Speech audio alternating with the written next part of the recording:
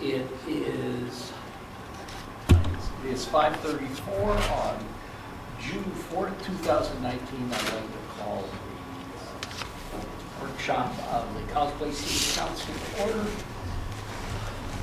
Would you say our resolution?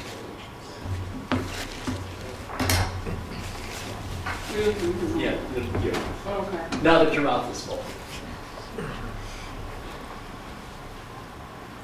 I pledge Allegiance to the flag of the United States of America and to the republic for which it stands, one nation, under God, indivisible, with liberty and justice for all.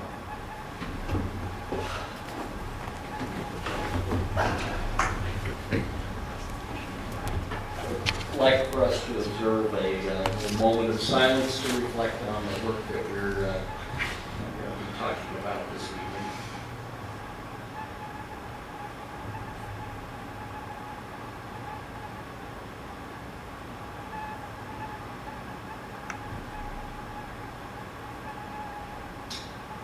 Thank you all very much. Mr. Risatello, would you like to introduce Mr. Enstad? Okay, thank you, Mayor. So as you all probably know, we share a lobbyist with the Port of the Walla Walla and Walla Walla County to help really further our legislative agenda gets passed every year.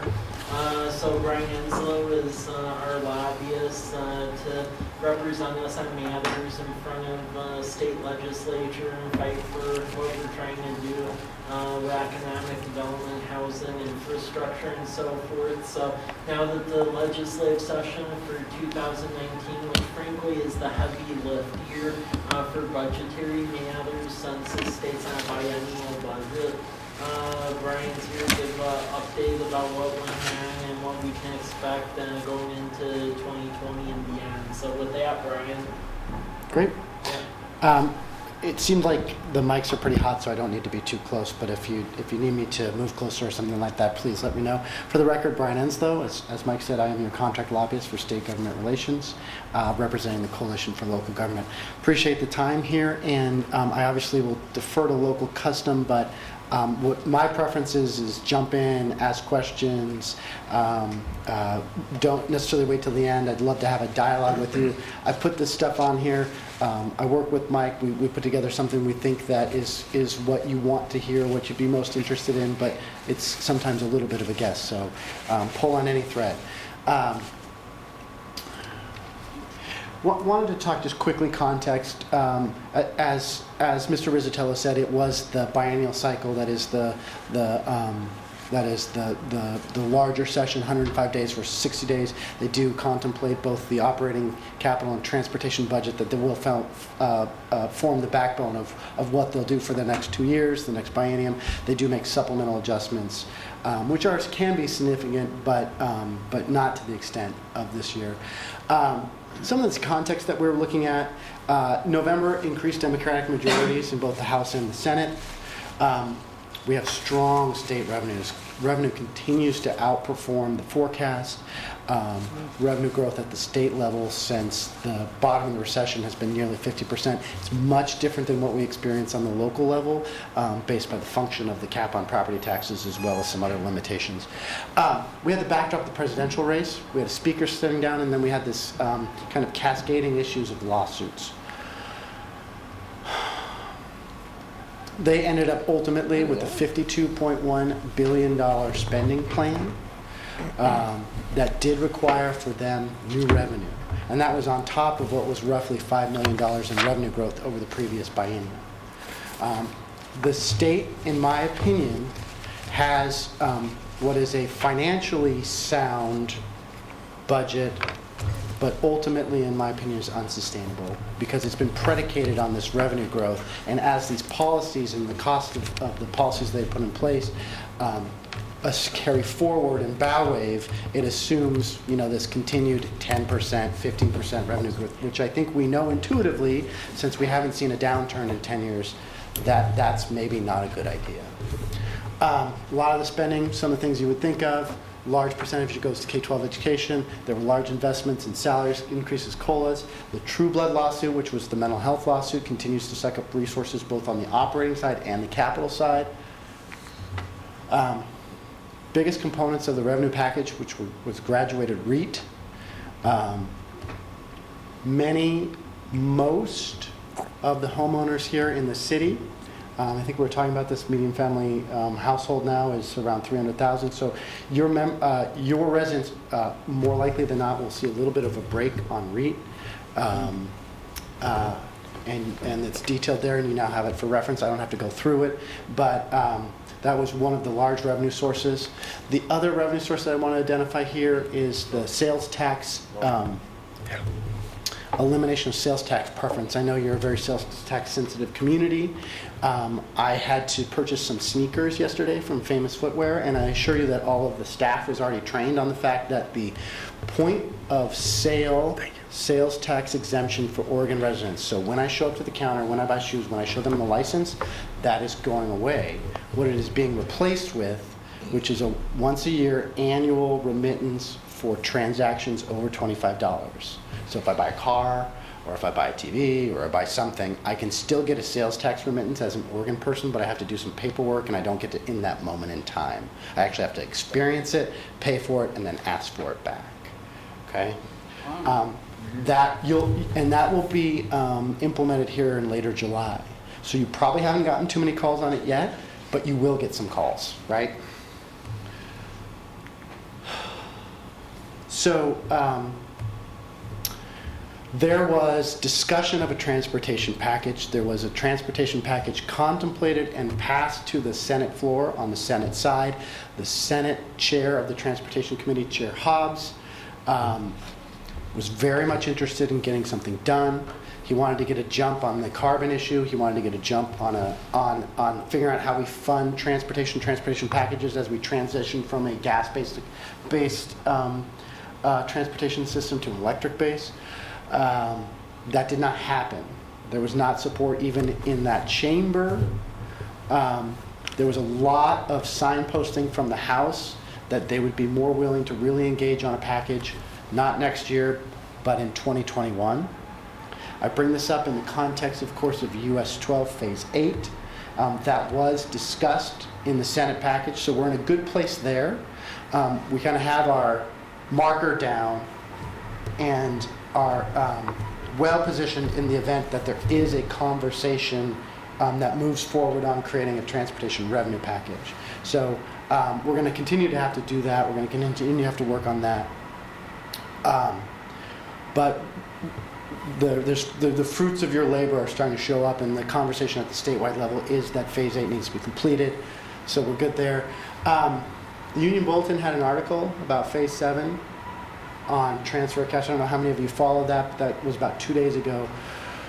The governor, the long and short of it was the governor was not pleased with the progress or lack of progress in the governor's opinion that the legislature made this year on addressing the culvert lawsuit. That was a federal lawsuit about fish passage barriers. I'll go through these numbers really quickly. DOT, 2,000 culverts. Lawsuit said 1,000 of those are no good.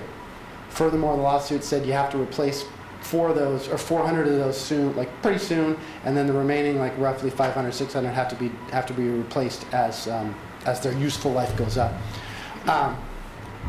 The state's on pace to do 11 a year, or their pace has been 11 a year. So the governor was really concerned about that. The governor's original budget proposal had been around $250 million for culverts. The legislature came in and said about 100. Just a couple days ago, the governor said, you know what? I'm going to go around and I'm going to look at all these projects that are part of that Connecting Washington package and other DOT stuff, and I'm going to find some savings, and I'm going to grab that cash and I'm going to move to culverts. I think that's a little concerning. Your regional DOT administrator said, don't worry about Phase 7, not going to be a problem, not going to impact you locally. But I think generally it just creates an additional strain. They already assumed efficiencies in that Connecting Washington package. They essentially funded a projects list at 120%, assuming they'd find savings. So each nickel you take out is a little bit of a concern. Infrastructure. The business system, the Building Business Ecosystem Act was something that we had supported. it failed to move in a significant manner. We're going to continue to have that conversation. The House had significant issues with that. The governor still really isn't on board, and we're going to have to continue to work on that. I know that we are, am I pointing in the right direction? Yes, I know you're competing with a community very near to you that has all of these tools in place to develop infrastructure that Washington State doesn't have. Public Works Assistance Account, $95 million in loans were authorized. We didn't make any progress in getting the additional buyback, but we were able to maintain some level of commitment there, so that's kind of a win. One of the last pieces of revenue, the last deals that got done at the Saturday night at midnight before the legislature adjourned on Sunday, was an additional increase to the Model Toxics Control Act with MOTCA. It's an oil. It's currently it is a per 0.7% on the transaction of a barrel of oil, and it's and under this new law, it will now be volumetric, $1.09 on a barrel. It will essentially generate 50% more revenue. So it was a budget balancer that they could agree on. Or that the Democrats could agree on, because we don't like big oil. Okay, I'm paraphrasing there, but it was something that they agree on in the 11th hour, and it has a bigger impact as it bow waves. And they had some problems with their 4-year outlook, so they needed to do that. The long and short of it, one of the things I identified is there is now dedicated funding for stormwater, which is going to be about $50-60 million in this upcoming biennium. Your city manager and I have had that conversation about, is this an opportunity for Lions Park and the work that needs to do with there in terms of separating the pond from. So I flagged that for you for that purpose, that from a policy standpoint there is maybe an opportunity there. The state used a lot of the additional resources to basically just swap out general fund dollars with this new dollars in order to help balance their budget. Bid limits and host purchasing. Host purchasing is sometimes referred to as piggybacking, which there's a reason why I didn't put that term on the screen, but long and short of it is you can use someone else's, another governmental entity's purchasing contract to purchase yourself, provided that the vendor is okay with that, and you have an interlocal with that agreement. An interlocal agreement with that other government entity. So that might provide you some additional access on your purchasing.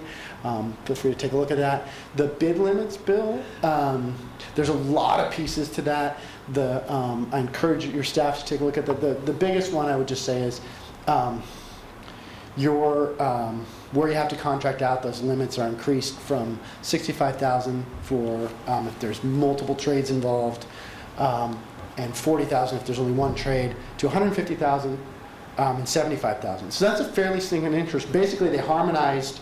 It used to be there was a statute for first-class cities, and then there was a statute for second-class cities and towns, and basically they said, let's just harmonize that. So you're at the same rate as first-class cities now, and that did pass.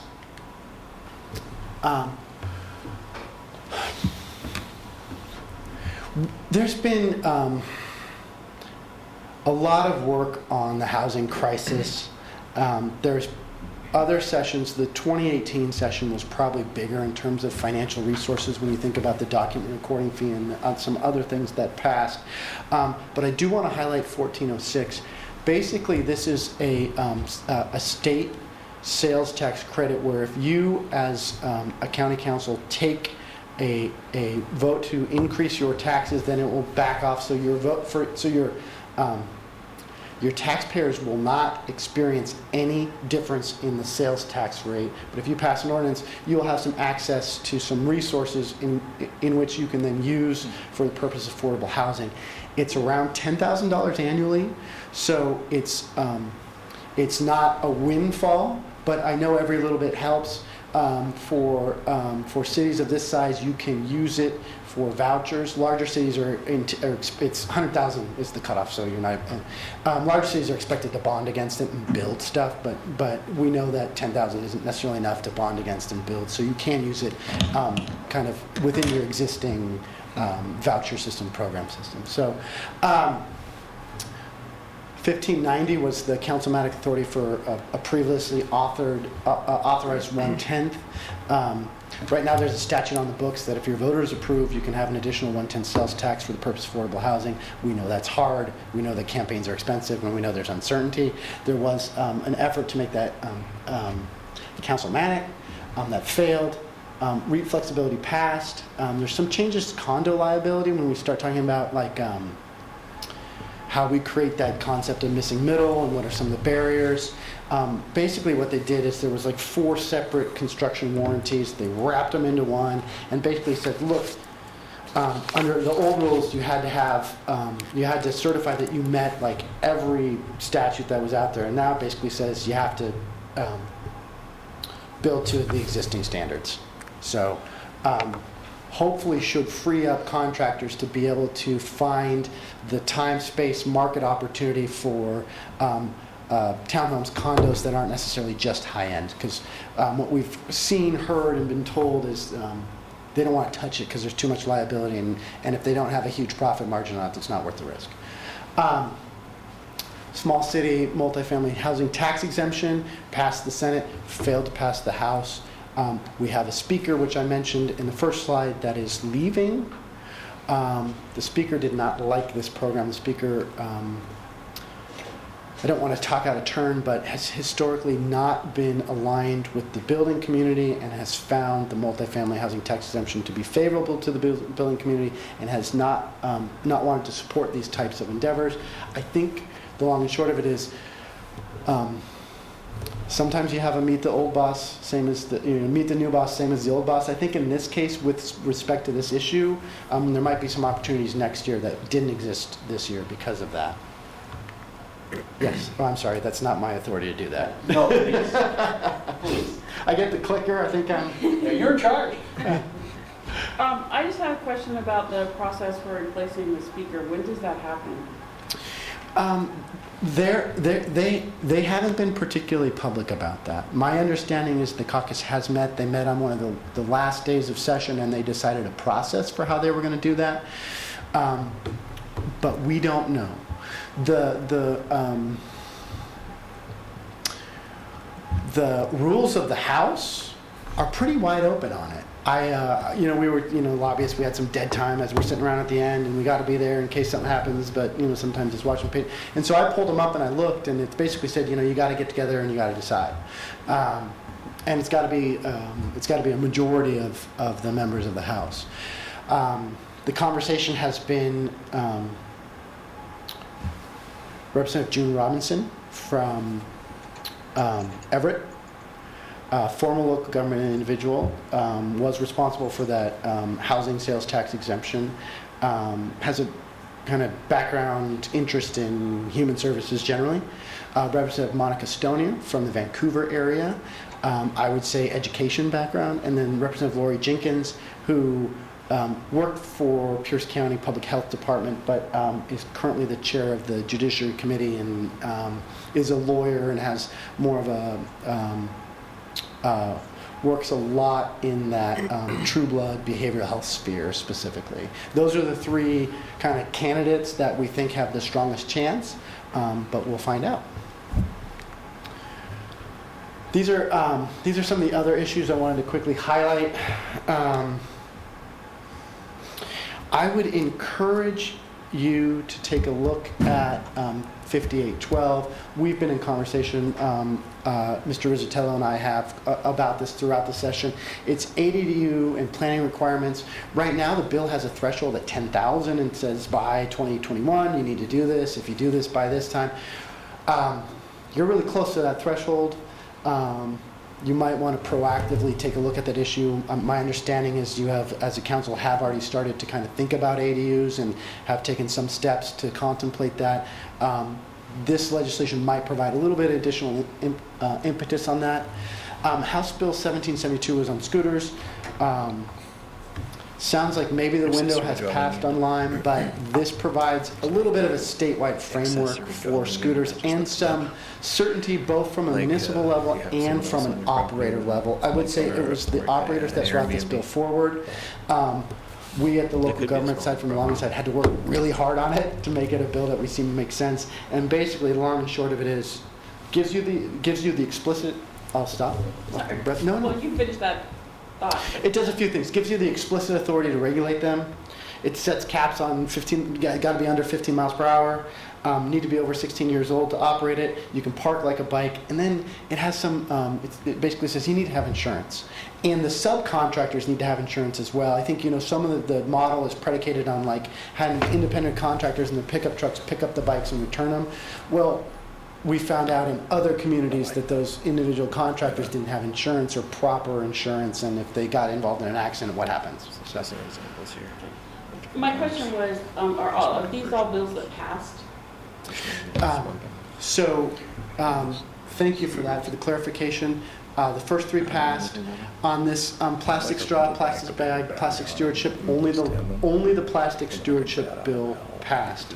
So there was a ban on plastic contemplated, whether it was straws, bags, or other things. And the only thing that passed was kind of a watered down, we're going to take a look at this, and we'll come back with some more recommendations.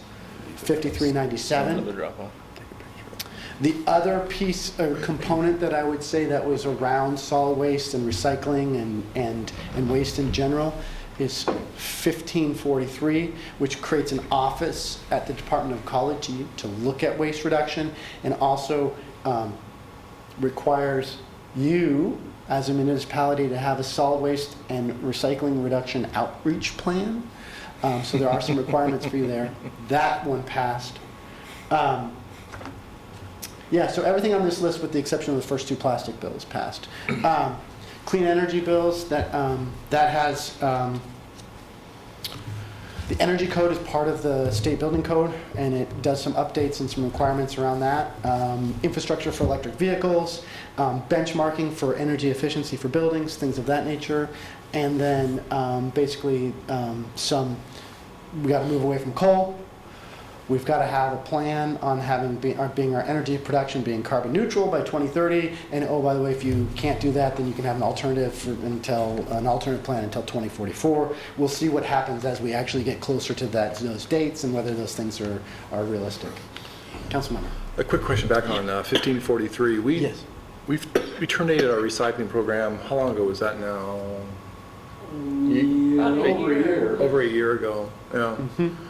I'm reading, and you may not know anything about this, I'm reading articles where the United States now has started to pick up the difference on what China wasn't. There's actually a whole, I think New York Times or something had a big article on it.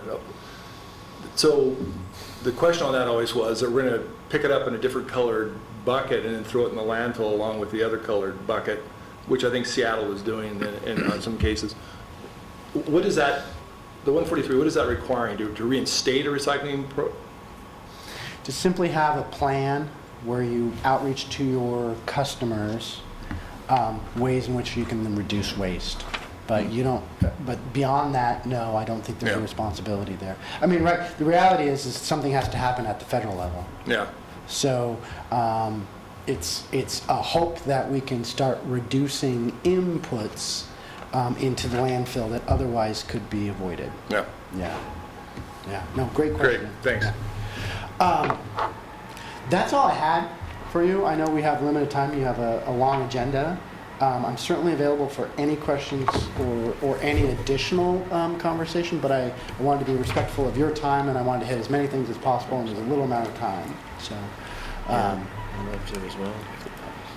I think might be doable to bring back Floor? specifically. Yeah. Thank you very much. Appreciate it. There's no left you can make money from that, basically. So we could say cans on there or something, that would at least be something. But all goes in Ms. Beckmeyer. companies in the US are typically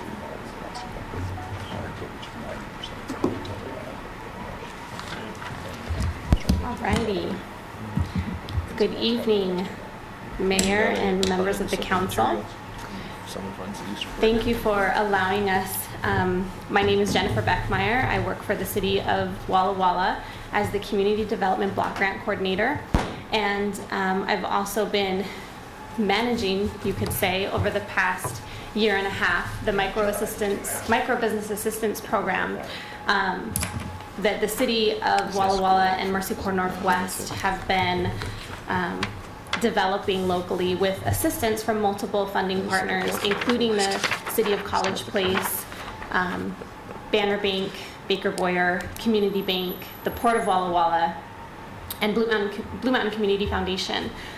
So I wanted to come tonight. Byron Olson sends his regrets that he wasn't able to be here with us as well, our deputy city manager over at the city, but Stefka Waite, who is the AmeriCorps Vista service member with Mercy Corps, is here accompanying me. So we will just get into it.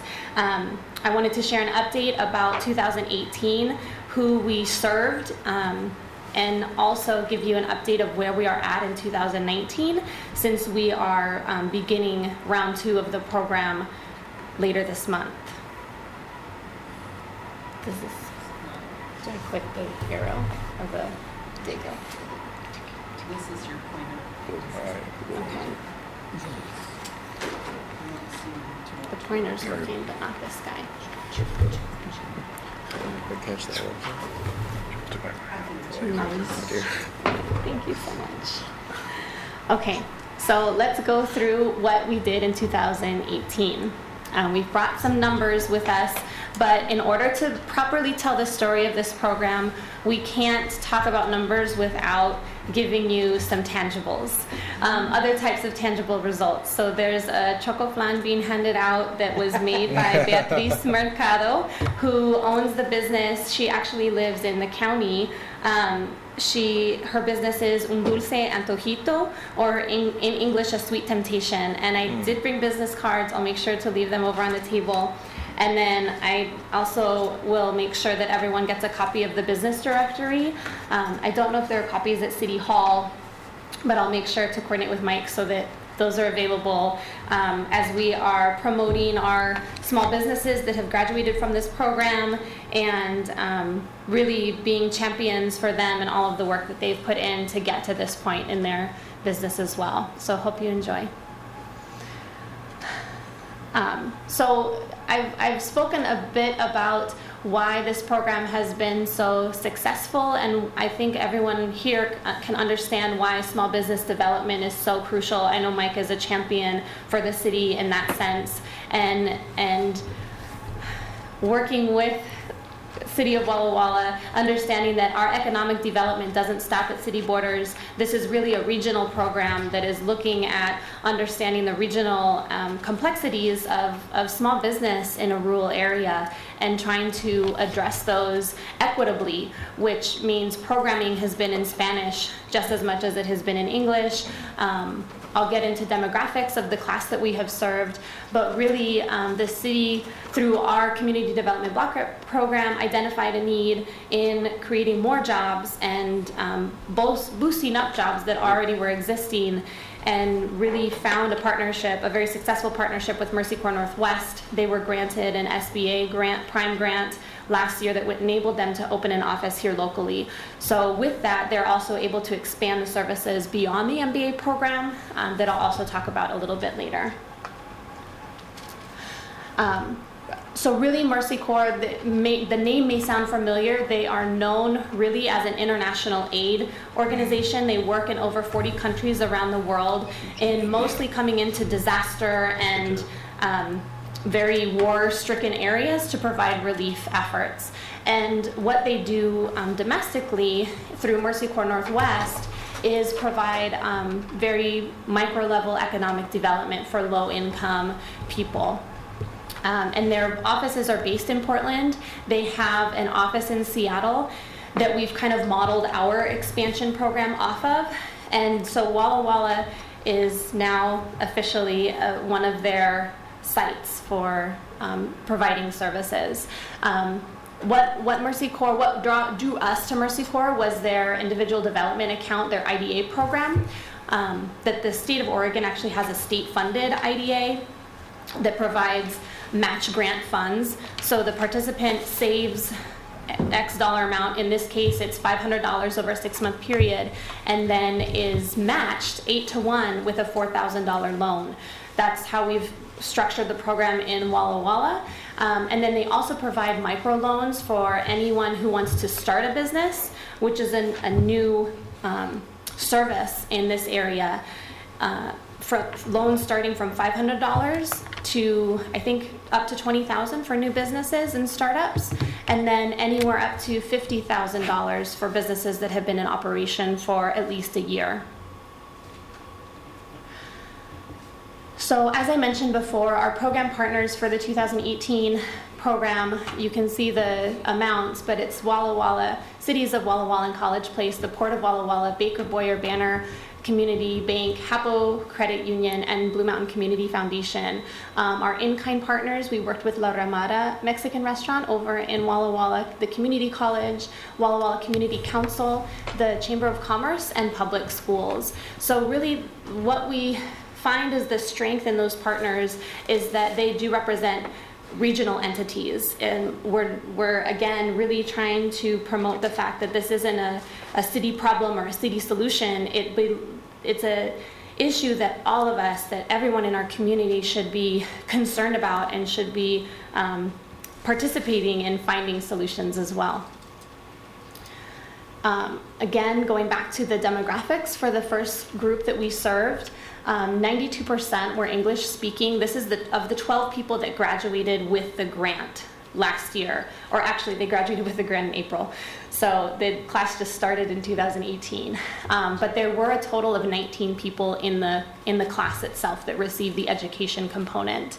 The gender breakdown, it was a majority female. We had one male receive the grant, and then age-wise, basically between 30 and folks in their 30s, 40s, and 50s. So pretty typical, perhaps, what you would see in folks that are starting an endeavor with a small business.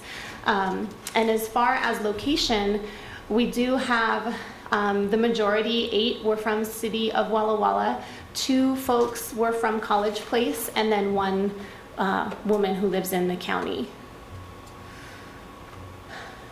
So this is something you can look at if you're really interested in knowing the expenses for the program in more detail, but just to kind of give a general overview, obviously I would say the majority of the expense comes from the grants. So almost 90% of the funding for this program goes to the participants. Yes. Back to, you said there were 2 individuals from College Place? Correct. Can you share, not a name perhaps, but can No, you I've got it. It's can you here. share the time? That is the... Well, this is everybody. I can tell you who's from College Place. Yeah. Is that okay to share? Of course. I mean, they're licensed in College Place, Okay. so it's public information. Lachelle Stanberry, who I had called to be here tonight, and her daughter was flying in from LA, so I think she wasn't able to make it, but she was part of the Winterfest last year, and she is a vet, a disabled vet that sells jewelry and accessories. Oh, yeah, okay. So I'll make sure that you get copies of this. And then Juan Segovia Plumbing, they're College Place residents as well, and they're a business that's registered in College Place. They're an existing business that they've been around for about 7 years, but they did receive assistance through this program, and I think their plan was to, do some equipment upgrades and with the grant funds. And then actually also in this directory is Oscar Lopez. They haven't they weren't grant recipients, but they also are College Place residents. He received the business education component. So, one, I guess it's more of a comment more than anything. When we redid the street here, I know, going back to the Planning Commission and then maybe on council, the zoning of this, Mike, am I correct, from north to south on College Avenue, more or less, is set up for multi-use, where a small loan like this obviously could be used to start a small business in a residence or with that multi-use zoning, correct? Yeah. And that's a swath, and that covers how much of an area? That goes all the way from the top of the hill over past like 13th and College, all the way up to Rose. Up to Rose, okay. So, Yeah. Thanks, Mike. Thanks. Yeah. Oh. I just wanted to say that I'm really happy to see the daycare in there, because that is so often the barrier. Yes. So I really appreciate seeing that. The what was that? I'm sorry. The daycare, Oh, yes. because Yeah. especially if you're like a single mom with kids, it's really hard to anything if they don't provide daycare. Yes. You don't have to be a single mom to appreciate daycare. But we did actually, to give you a little bit of an insight, I did bring some pictures that we'll look at. We had several single mothers, but we were feeding as many kids as we were feeding adults. The classes were Saturday morning for 3 hours from 9 to noon, and we had a breakfast that was catered by La Ramada.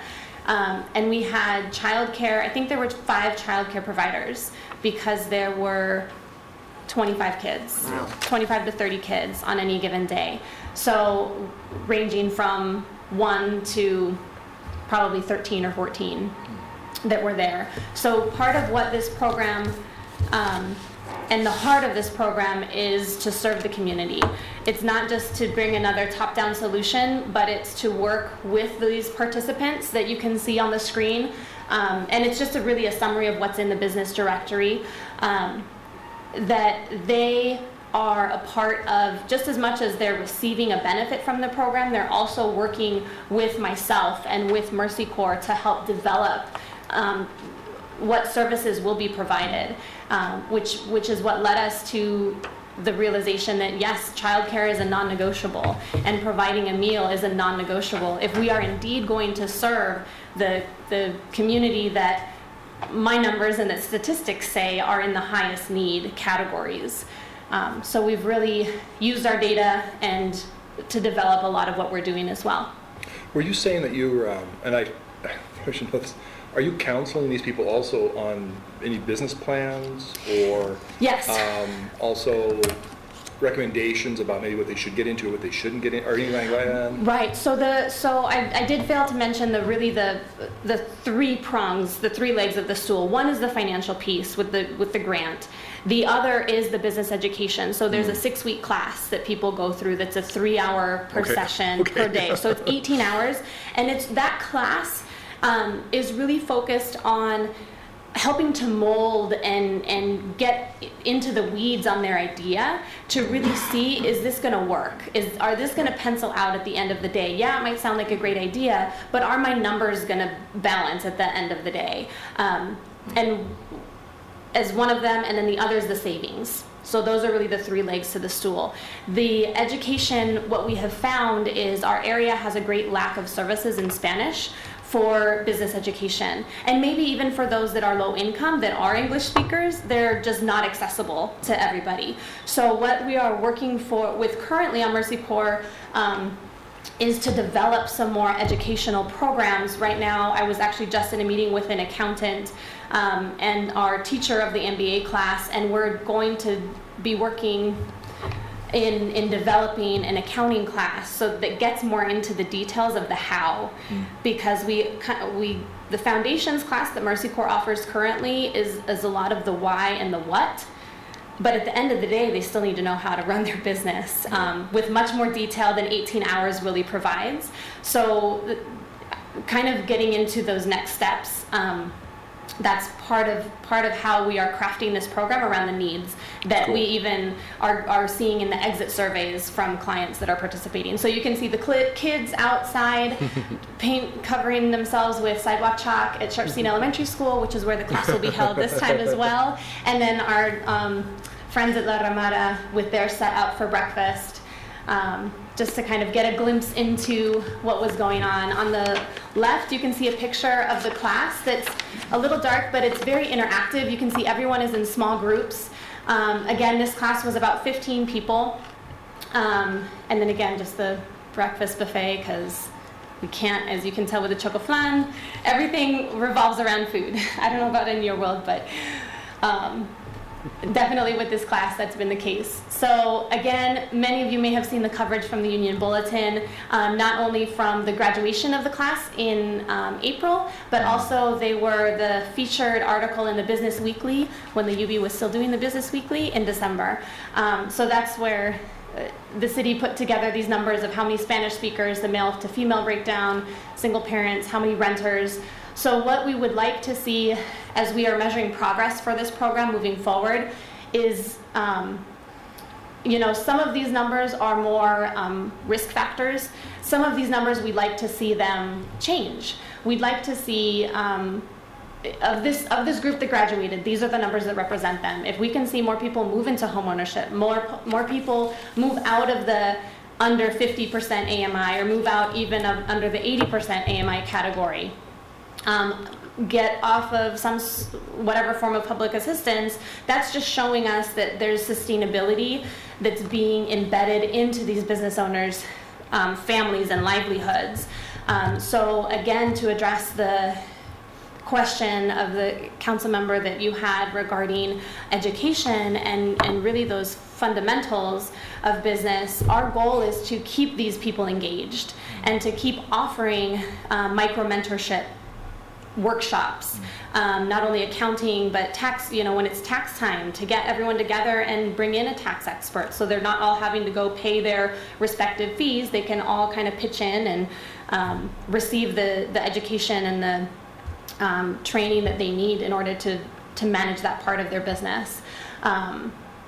So really it's about celebrating the successes and highlighting also that families and people with children, not to say that that's we're exclusively serving families and parents with kids, but really when we strengthen families, when we strengthen those generations and they see their parents that are able to succeed, then it inherently passes on to their kids and becomes really a generational project, a family business, and something that their children then will learn from and then be able to take those steps on their own once the time comes. So to get a little bit into what we're doing currently and talk a bit more about what our plans are for the future, I did want to share we officially closed the application process today because we kept getting in applications and we are at 43. I think we had 20 last year. So we have effectively doubled the program. So if you wouldn't mind going down a little bit more. So we have space right now. Well, back then it was 39, but it's actually 43 today. So our available openings, just on what funding we have secured currently, is for 23 spots. And I think the breakdown right now those are for grant recipients. We have 8 in the English class and 15 that would be in the Spanish class that would be receiving those grants. The language breakdown, there's still a majority that are Spanish speaking, but our English cohort is growing, which is good. We wanted to see that. Gender breakdown is actually flipped, a little bit heavier male this time. So we can all interpret that how we went, if the women are the risk takers or whatever you want to think, or they just need to make that change in their families. And then also in the age, we have a wider spectrum on who we're serving age-wise. Which again, I think is just, as the word gets out about the program, as people become more aware of what's going on, you'll gather interest from a broader spectrum of people. So here we are. Enrollment is happening next week for this next class. We have, like I said, admitted 23 people into the program. And so look at Stefka because she's keeping me on my toes with the actual numbers. And I believe we are trying to open up the class to as many people as possible. What that looks like, it's under construction as we speak. But again, kind of another of the driving forces is just being flexible and being willing to make changes when we need to. Not saying that, okay, this is how we did it, so we need to continue to do it this way. But if the need is there and if the space is there, then we can adjust as there is need. So the class for the business education will start and run through August. And at the same time, our first group of cohort of graduates are going to be receiving an education class, an accounting class that I was mentioning earlier. And coming up also next week, there will be a group of local bankers and people from local financial institutions, Blue Mountain Credit Union included, that will be trained by staff from Mercy Corps Northwest on understanding your credit. So bring the experts all into the room to make sure everyone's on the same page as far as looking at credit reports and developing a plan to improve someone's credit. And then that workshop will be held sometime later this fall, like late summer, early fall. And we're hoping to open that up not only to the Microbusiness Assistance Program participants, but also to the community at large. And we'll keep you posted on how many people that ends up being. But really, this program is something that they've done in Portland. They pull people's credit reports, and then they pull them again a year later once they've developed the action plan to improve on the credit and or develop credit if there is none. And what they see typically is like a 40 or 50 point jump in people's credit scores when they have had somewhat damaged credit, and then in 1 year, and then if they've had no credit, they see up to 700 point jump on average. So these are, again, kind of best practice programs that Mercy Corps is bringing to our area, in addition to the Microbusiness Assistance Program. And then the class would be completed in December. And again, the business plan writing, which was the other question that I don't know that I answered fully, was the business plan writing takes place after the business education classes. And they have workshops and then also seminars and just people coming together to kind of workshop it and pick through parts of the business plan together. There really is a camaraderie in this group and in the class, and that's another part of just building that network and strengthening their ties to the business community. Go ahead. Oh goodness. It's hard to read on the screen, but in case you're interested, well, this is kind of important, I guess. So we are still on our way to $205,000 for our 2019 class. The table on the right shows the commitments that we have secured thus far, including City of College Place very graciously with $7,200, and our other partners that have confirmed their commitments. We will also be working with HAPO and Port of Walla Walla. We're just defining those amounts at this point. And then Walla Walla County is pending as well. Blue Mountain Community Foundation is another partner that we hope to continue to include. We're just really we're at the point of seeing how we can, stretch our capacity to the fullest, while also maintaining our financial obligations. Part of the reason that I'm here talking with you tonight is to share that need, to share the growth in the program, and potentially talk about the possibility of either increased funding for 2019 or discussions on what funding levels could look like for 2020 with City of College Place. Yeah, go ahead. As I mentioned, again, the microbusiness program has really developed into a much broader community education and continuing education offerings. So the two that I had mentioned before were the accounting and then the credit, understanding your credit. And we are certainly looking for more opportunities, and as the connections with the community continue to get stronger, we'll hopefully be developing more educational offerings. As I said, because childcare is always offered, food is always offered, and the classes are in Spanish and in English, which is something that we don't always see in this community, although the need is fairly high. Okay, and this is just to wrap up the presentation. Mercy Corps Northwest is in the process of hiring a program manager. Yeah, just a little bit more.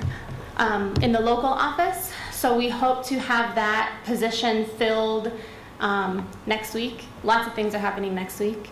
The USDA grant is supporting the education classes, the credit counseling and the accounting class, which was another grant that Mercy Corps received not long ago.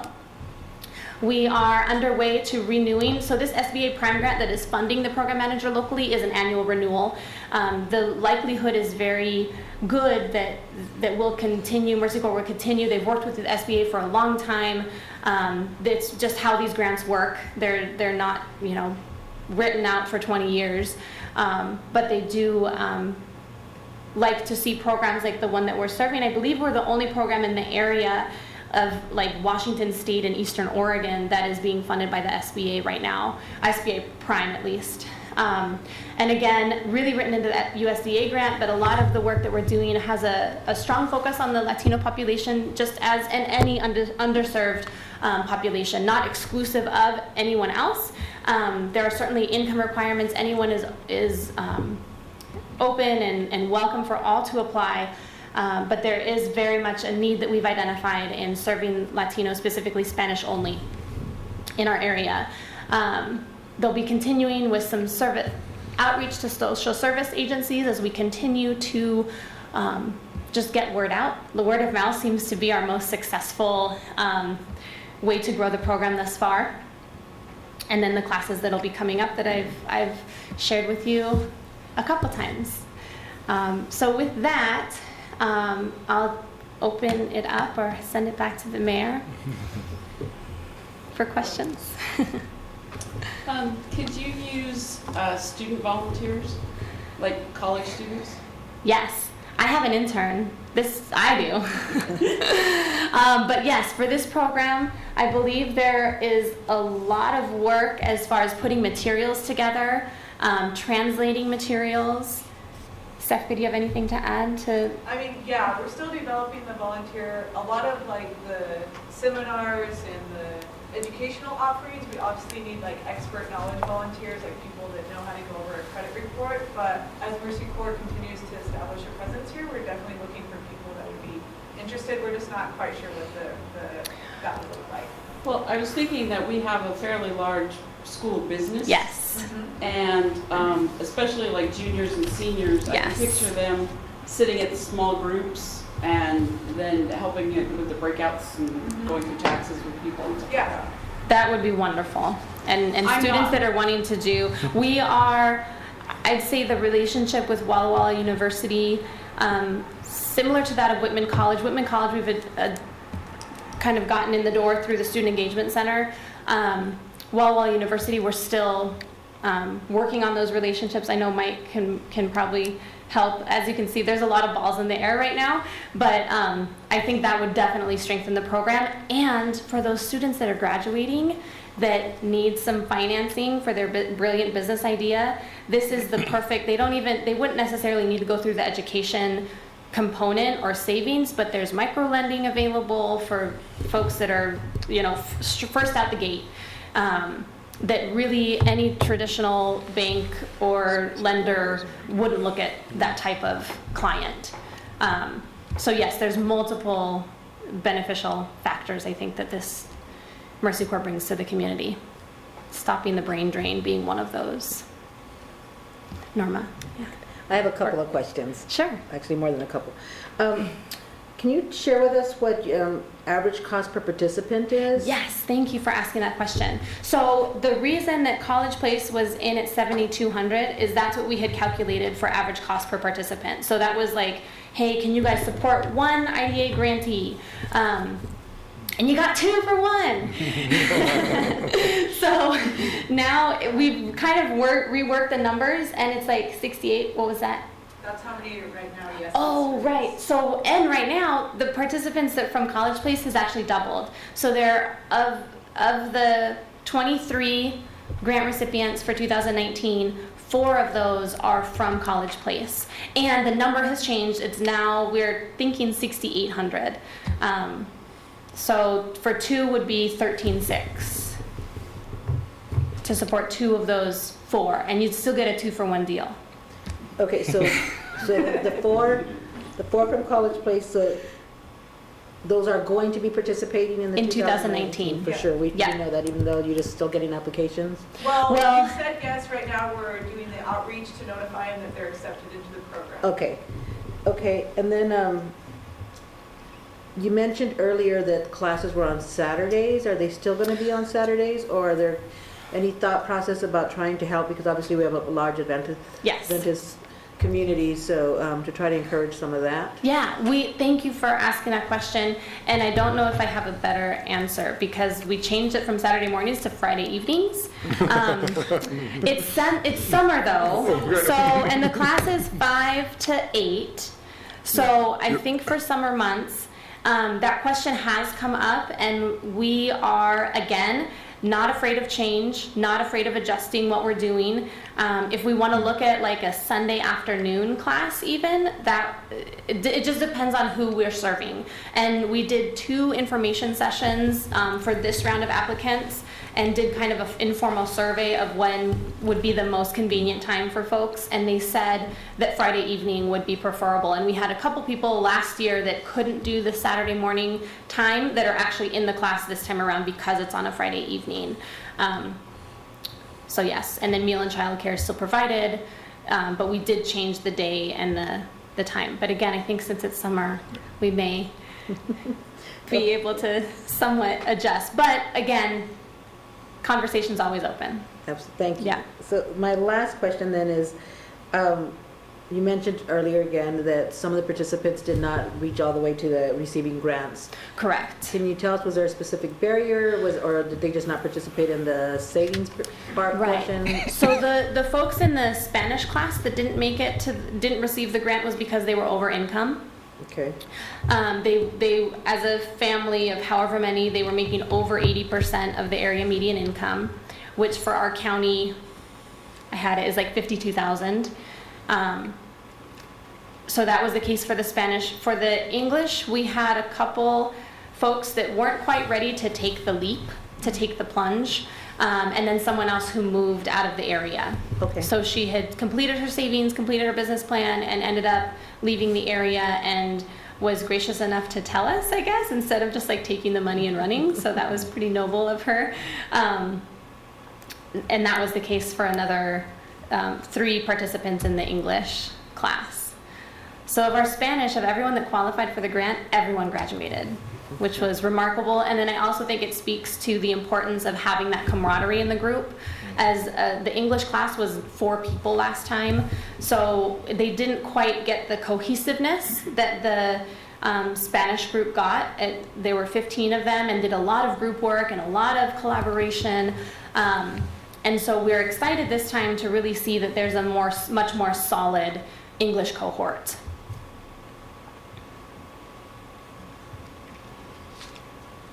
Well, then I'm gonna ask one more question. So did you only ask for 7,200 last year?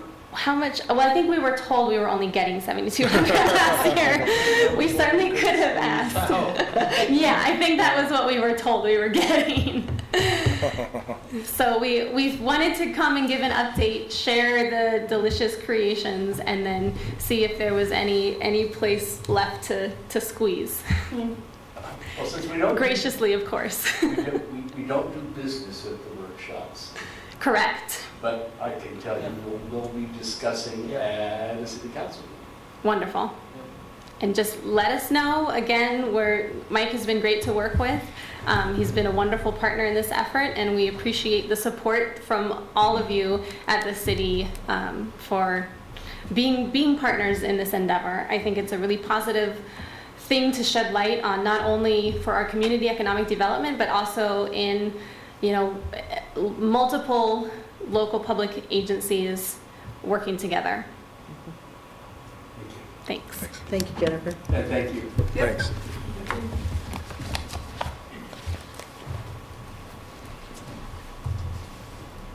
Mr. Gordon, water system consolidation and well number 2. Thank you, Mayor. As everybody's well aware, we are drilling. And so I would like to give you a quick update on our various water projects. Thanks, Lisa. Our current project, our first contract had to do with well number 1, test well number 1 as we call it, to clarify, drilling on the CCF site. Could we, oh wait, maybe I can do this. The current well 4. Yeah, something like that. So well number 1 is this well here. That's the one that's no longer in commission. It's the one that we're drilling a new well hole on CCF. That particular effort, let's see, on May 22nd, They tested the well withdrawal rate. We would love to get 2,500 gallons per minute. That's a lot of water out of a hole. They're looking at maybe 1,500 at that elevation, so they decided to go deeper. And they made that decision on the 22nd to go down to 800 feet below ground surface. Unfortunately, on May 30th, they had a bit of a hiccup, and they're having to withdraw their equipment out, weld it up, fix it, and before they put it back down. The plan was the day prior to that to actually demobilize that well rig and move it to the well number 2 site. Let's see if it's on here.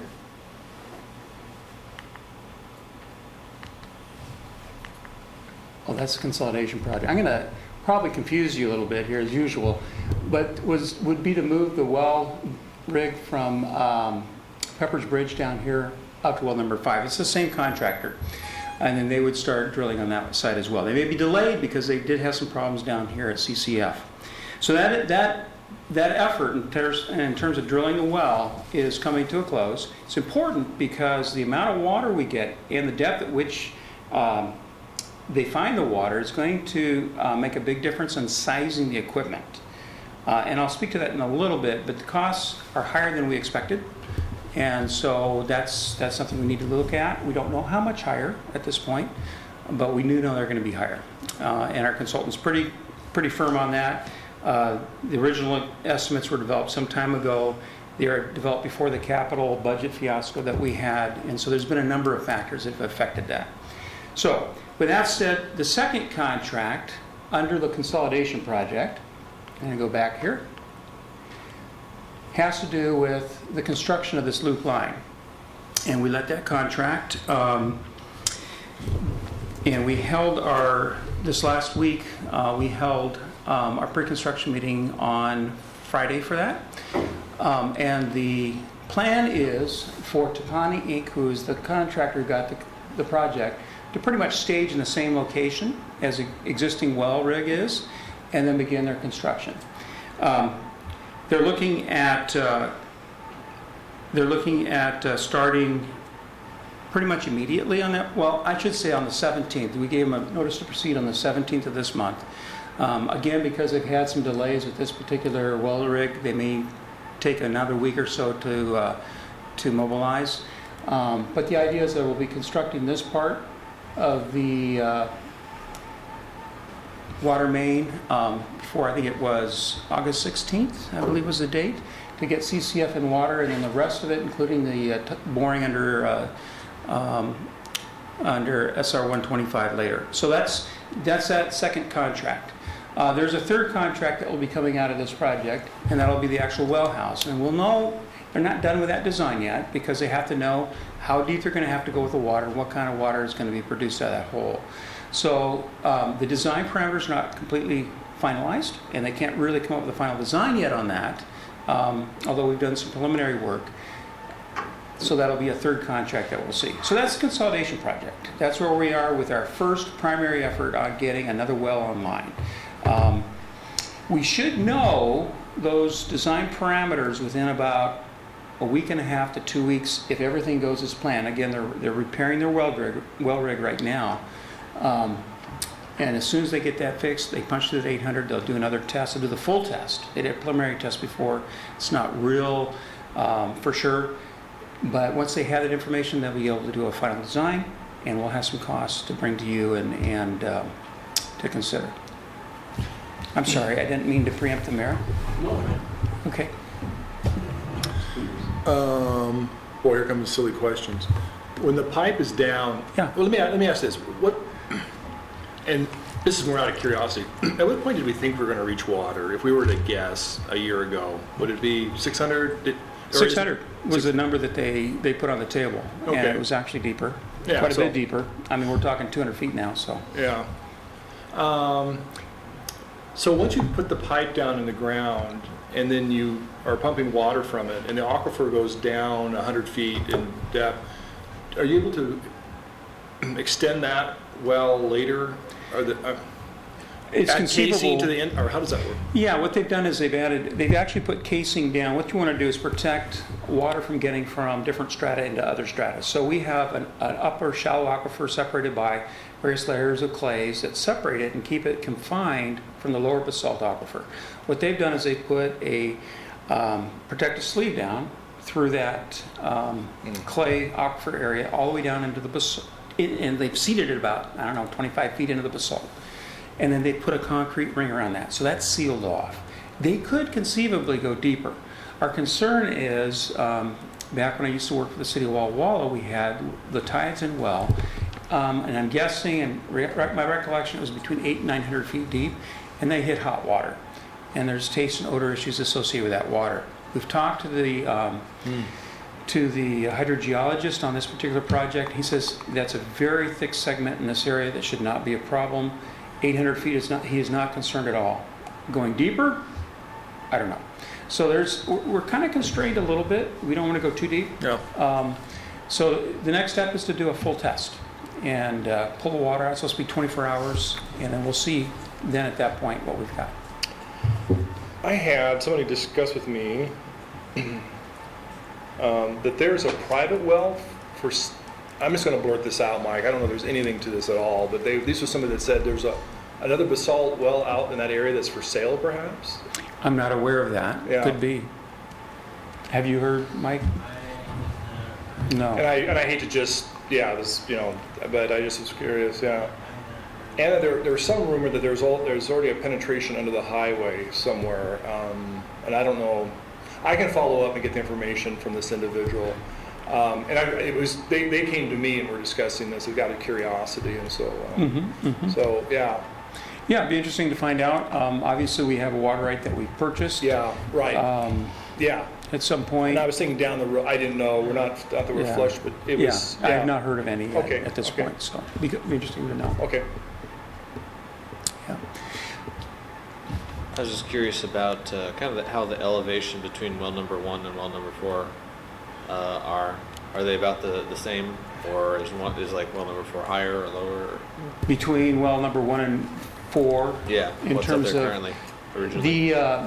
My understanding of well number 1, I believe they're about 700 feet, 600 to 700 feet is in that range. So our well number 4 is actually deeper than our current wells. Okay. I was curious about like the ground level. Like if well number 4 was like 100 feet higher above where well number 1 was at Elevation-wise, surface. no, it's actually a bit lower. Oh really? Okay. I couldn't tell you offhand, but it'd probably be less than 100 feet, probably be in the 50 or 60 feet range. So not a huge if that. difference. It's a 2% grade as you come across the valley this direction, and part of it, so it'd be a little bit lower. Yeah. Yeah. Do you suppose we should start calling the new wells A and B and C to keep them straight? You're going to have to take that up with Mr. Hartwig. The Melody Selby Memorial Well number 1. I'm not opposed to that at all, but whatever. I understand the confusion. It's going to be well 4 and 6. Yeah, right. And actually, to be honest, I wasn't going to bring any exhibits, but I got to thinking, you know what? A picture's worth 1,000 words, especially when you have lots of different test wells and wells. So that's why we're using this. So anyway, that's a consolidation project. There is another project, and I apologize, it's not on the agenda bill here. I don't know whether it got, sometimes on the bill I stick stuff on, there's a continuous form and it disappears. That could have happened. But well number 2 is our second project, or I should say our second well relocation project.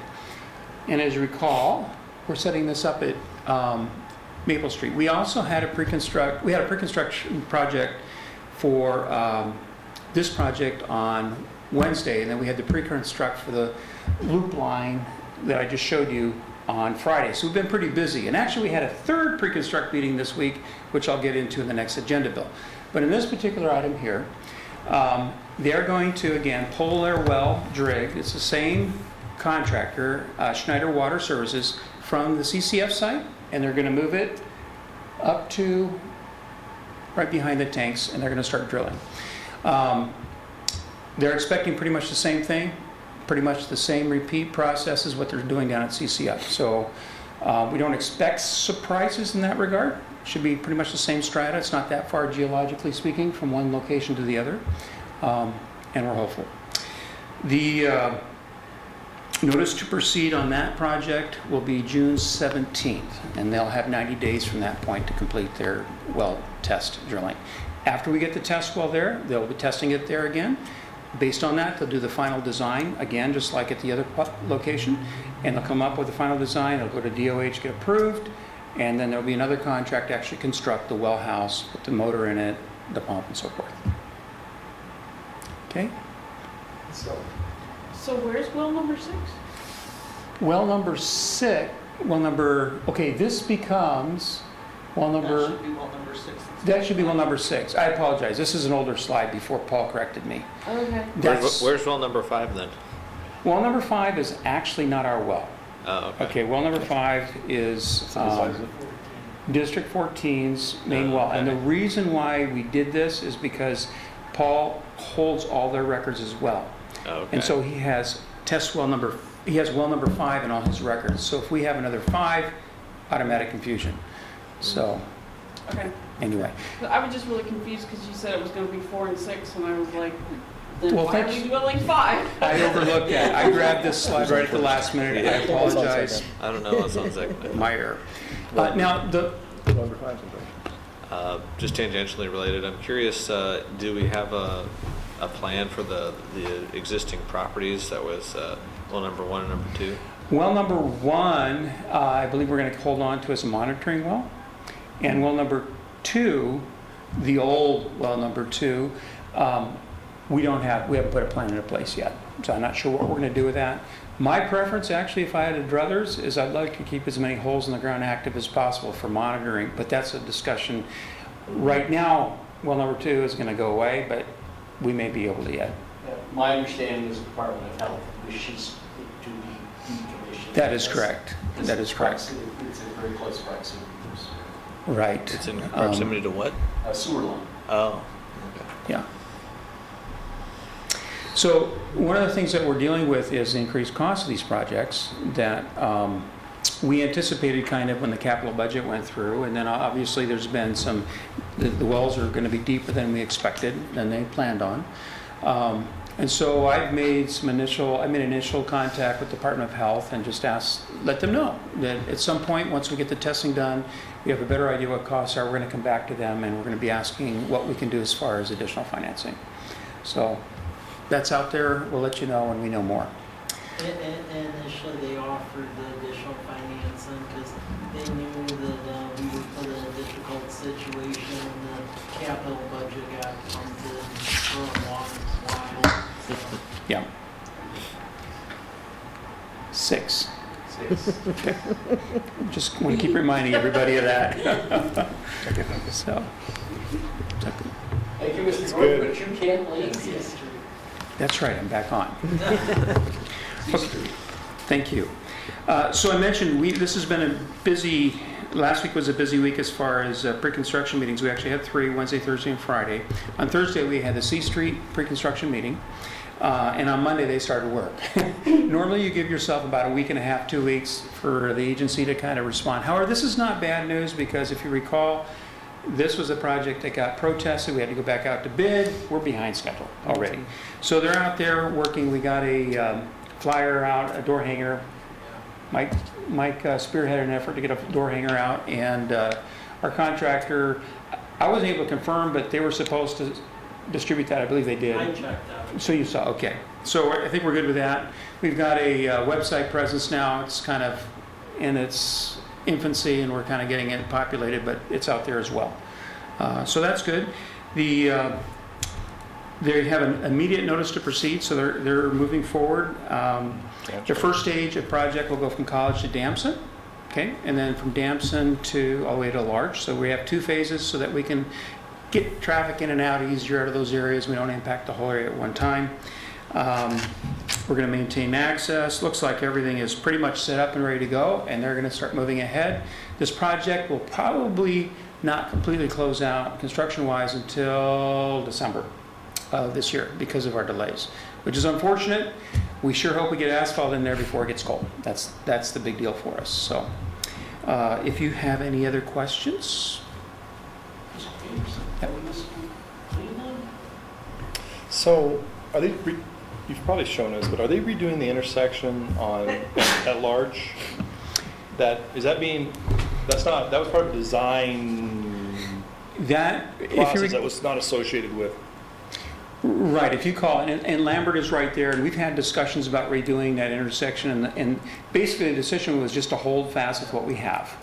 And so they are reconstructing it, but it's the same alignment coming in. We'll have sidewalks on both sides and so forth. And I would just add, if you recall, probably from about a year and a half ago, that intersection study that was done as part of the Community Economic Revitalization Board grant, what that study said with that C Street Large Lambert intersection is that it performed optimally as it was designed. So they said like keep it up, but they wouldn't recommend changing it. Oh, great. Counter to common sense. No, I'm just kidding. Originally in the project scope, there was supposed to be a reconstruction from C to Rose through Damson, but that was cut, as I recall. Yeah, actually, we've got quite a few projects associated. We have Cedar and Damson both are kind of tied in with this project. We have all the design being done by the same firm, same engineering contract. Cedar and Damson, we thought we were going to get funding for this year or next year, and it looks like it's going to be put off one more year. So we'll be bringing a 6-year tip to you folks anyway, and you'll see that on there for next year. And if we get funding, we're going to try and push through those projects as well. So, Okay, yeah, so good at question. this time, the project scope does not include any side streets? Does not, Okay. does not. Disappointing. Yeah. The door hangers, who did they get distributed to? As far as who they got distributed to, pretty much all the doors along C Street, but then also on the cul-de-sacs as well, since the primary, well, actually the only egress down the ball one is C Street. Well, So- anyways, And access then- if you're brave enough. Yeah, and that was done this morning. Okay, and do we know how many, if any, businesses are going to be affected, or any concerns we've had from anybody there? There's some apartment complexes on the south side that'll be affected this time. In terms of businesses, there are no businesses on this The particular... storage unit. Oh, the storage units, yeah, we do have the storage units. And aside from that, I think that's it. Connors has moved, yeah, obviously. Yeah. Yeah, so So Yeah. it's very minimal, okay. Yeah, so it's not a lot. Okay, thank you. But, given the scope of the reconstruction, folks are going to be mightily inconvenienced. Sure. Yes. But they're also going to be mightily happy when it's done. Yeah. Yeah, well, it's like a hemorrhoidectomy, it's really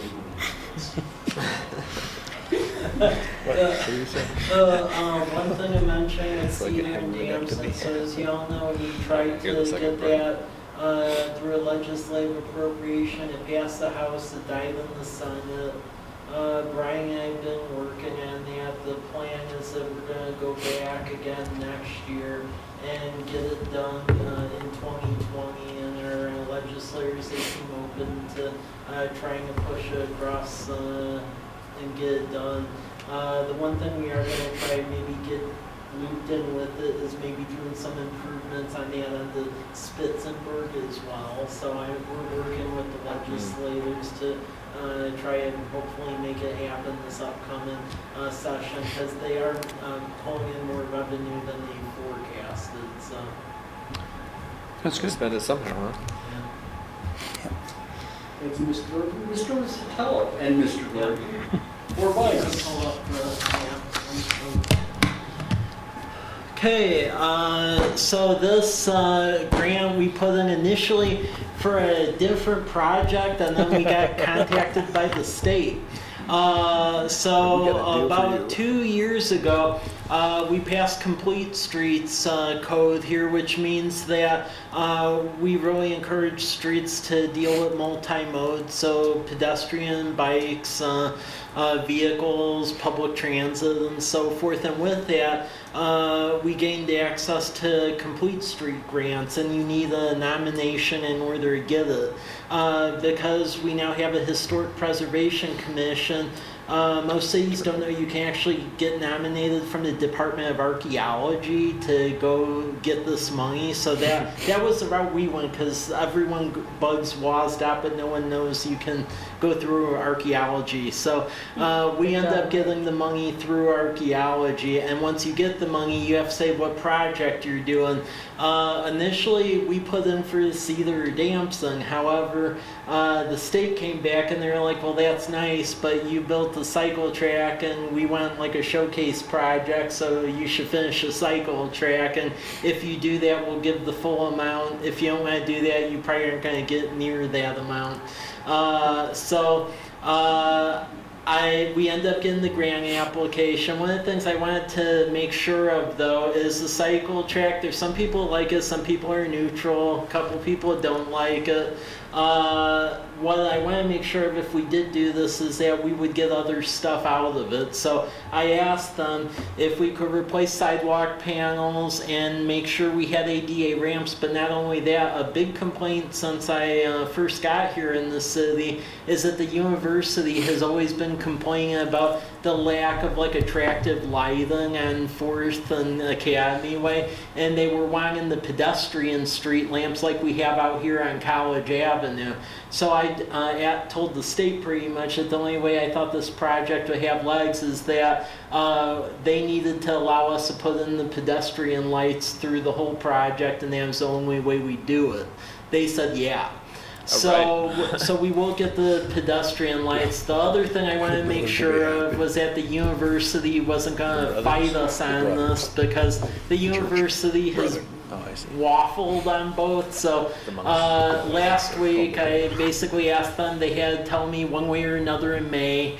And last week we've finally got notified that in general they were supportive of this, because in order to fit the lights in, we need some easements along 4th Street because there's some right-of-way issues in there. They've agreed to give that. So the way this grant was written is that it is written very generally. So the part that we have to do with the grant is from College to Davis, and that will include extending the cycle track to College, replacing broken sidewalk panels, ADA ramps, and then pedestrian lighting.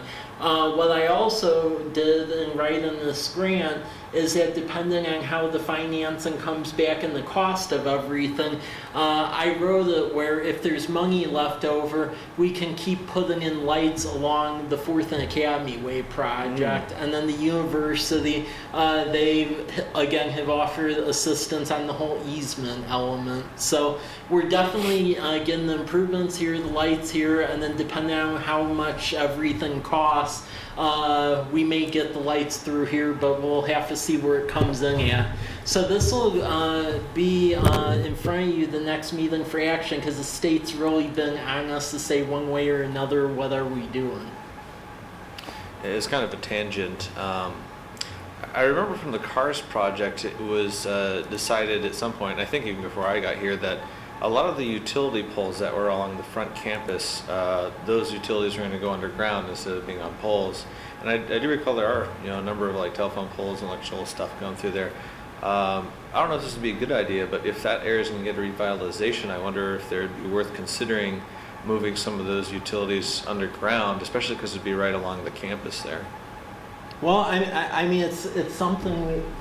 What do you think? I'm thinking if it's a city project, they need to move, but most of our improvements will probably be on the bulk of them will be on the south side.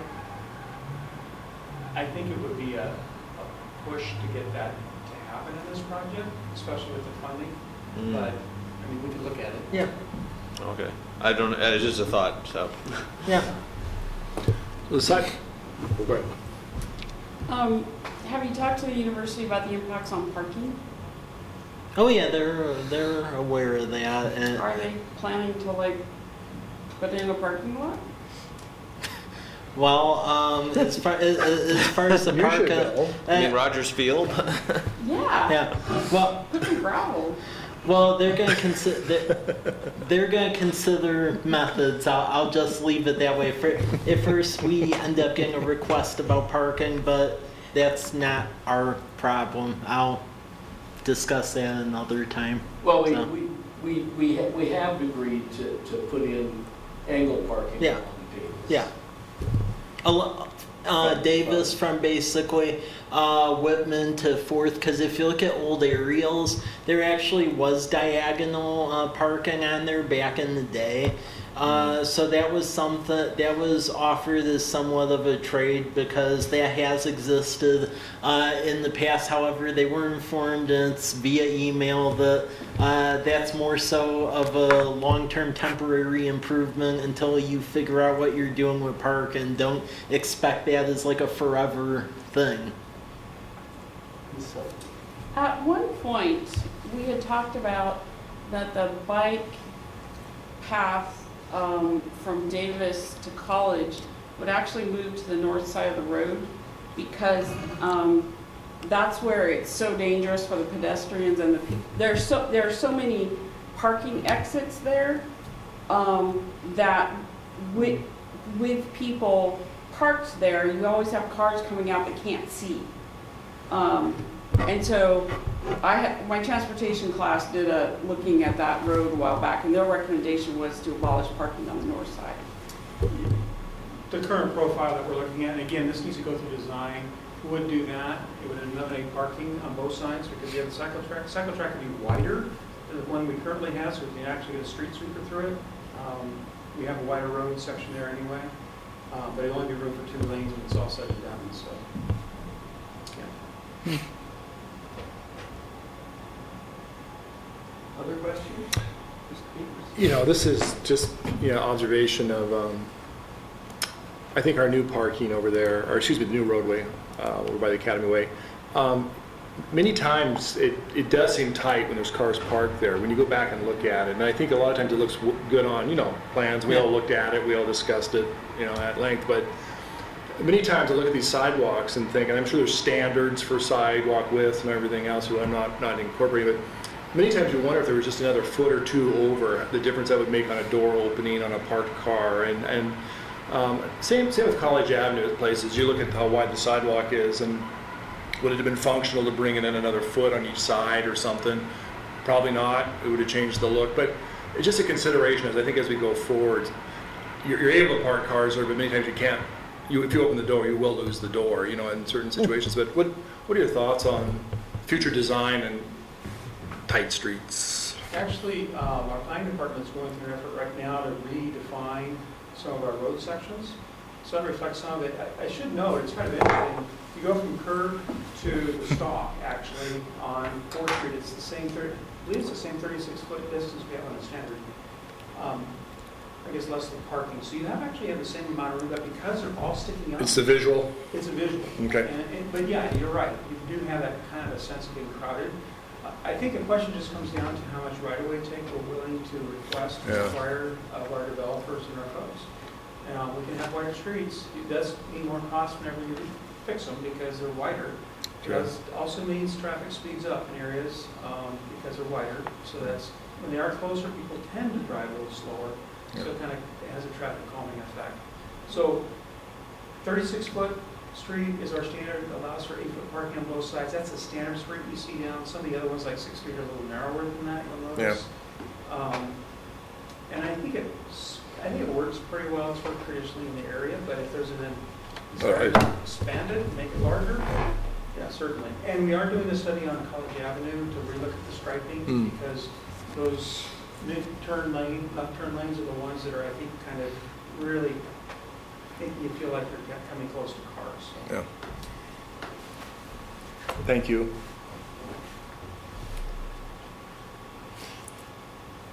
Sorry. I thought that was where one of these questions were headed.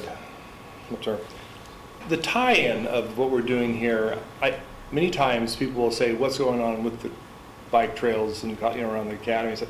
And I say, trust me, we're tying the system into a larger bicycle Yeah. maze. And that's still true, Mike, correct? Like, Well, this is part of that Blue Mountain Regional Trail it the Plan. actual If you go into Lewis and that Clark plan, Trail?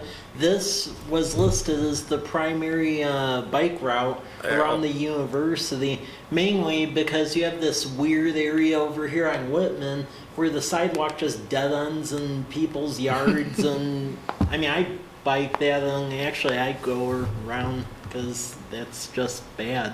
So that is in the regional plan, so that is the recognized route. thanks for reminding me about Yeah. that, Mike. And it would be tied into the south of here too, right? Yeah. The eventual bike lanes into Milton Free Water. Well, that was what that plan was, to Yeah. basically connect Dayton, Waitsburg, Walla Walla, College Place. Keep in mind the county is basically building that multi-use path, because if you go on Whitman right now, well actually you can't really unless you live out there. They have it barricaded off because of resurfacing it, and then they're putting in that multi-use path. So that is the main east-west, but yeah, the bike traffic really needs to go this way because this part right here is just not good.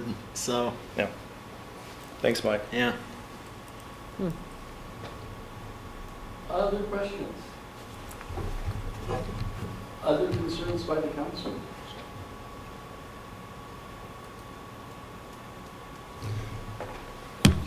Quick question. One of the agenda items was dealing with small houses, correct? Yeah. So what, real briefly, what are your thoughts?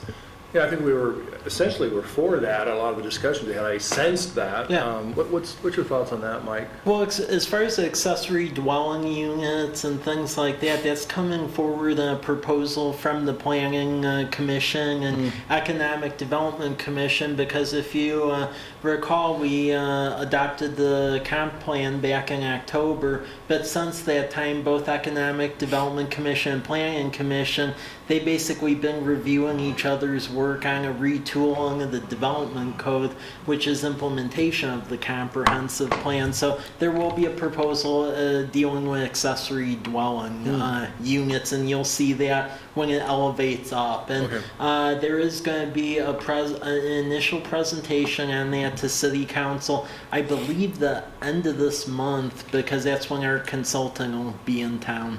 So, and then the idea is that hopefully we could wrap that up basically by end of July, because there's a couple of developers and interested parties where it'll help folks out once we have our stuff retooled.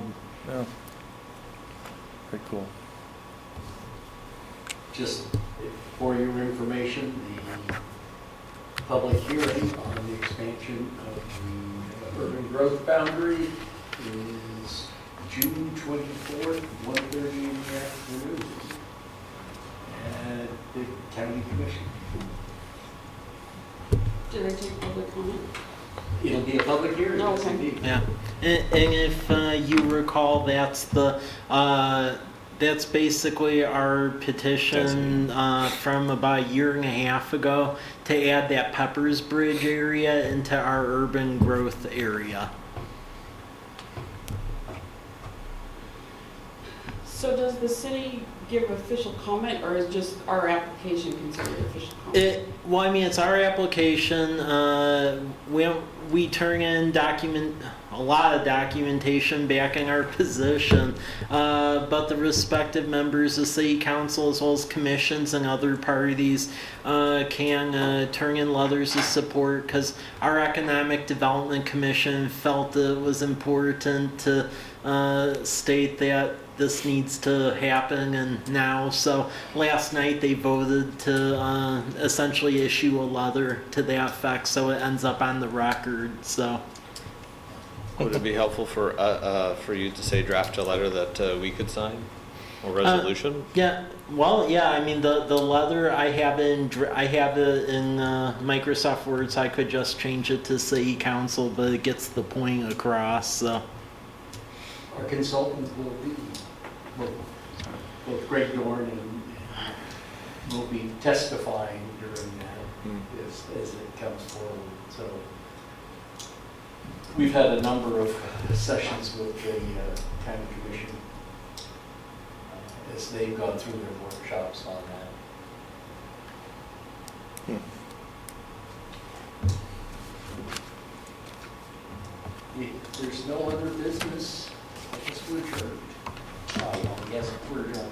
Minutes.